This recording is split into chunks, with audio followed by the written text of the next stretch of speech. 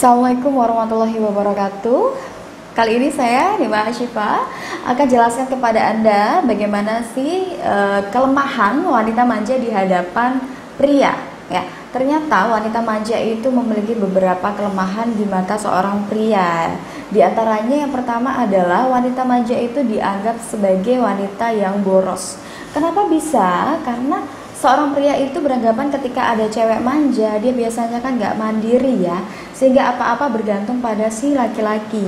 Ketika dalam rumah tangga nantinya dia takut kalau misalkan si wanitanya tadi itu tidak bisa mandiri, tidak bisa membantu atau tidak bisa mengatur keuangan dengan baik. Begitu.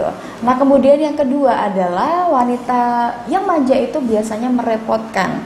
Sekali lagi, karena wanita manja biasanya kan apa-apa bergantung pada laki-laki, sehingga dinilai wanita yang manja itu biasanya akan merepotkan seorang laki-laki karena apa-apa tidak bisa dikerjakan sendiri begitu. Sehingga nantinya ketika menikah dikhawatirkan si wanita tadi itu akan terus merepotkan si suaminya. Nah, kemudian yang ketiga adalah tidak bisa membaur dengan keluarga si laki-laki. Kebanyakan sebuah keluarga ya, atau mungkin calon mertua itu kan cari pasangan atau cari calon menantu, pasangan untuk anaknya itu adalah orang yang benar-benar mandiri, orang yang bisa benar-benar diajak untuk berumah tangga. Tetapi kalau misalkan ada perempuan yang manja, otomatis laki-laki akan melihat wanita tersebut nanti kurang bisa berbaur dengan keluarganya. Lanjut juga yang keempat adalah akan sulit beradaptasi dengan kondisi sulit. Yang namanya hubungan rumah tangga itu tentu ada naik turunnya ya.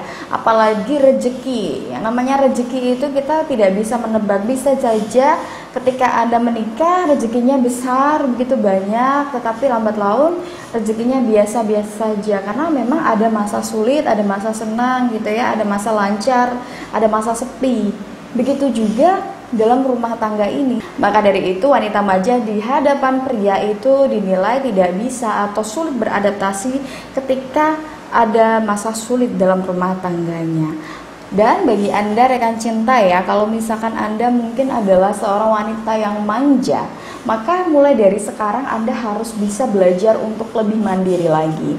Karena yang namanya rumah tangga itu nanti adalah Anda dan juga pasangan yang membangunnya.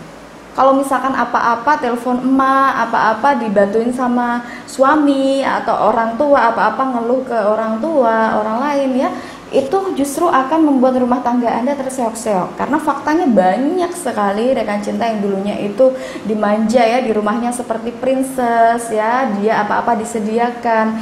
Giliran sudah berumah tangga akhirnya keteteran semuanya, nggak bisa masak, rumah berantakan ya. Kemudian sering cekcok sama mertuanya karena mertua kan inginnya ya rumah tangga terhandle dengan baik.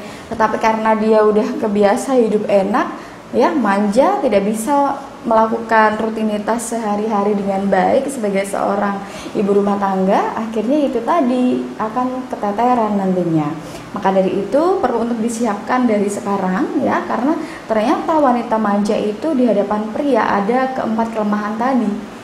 Itu tadi yang dapat saya sampaikan ya, semoga dapat bermanfaat. Dan bagi Anda yang mungkin ingin konsultasi seputar asmara dan rumah tangga, Anda bisa menghubungi di nomor yang ada di deskripsi di bawah ini.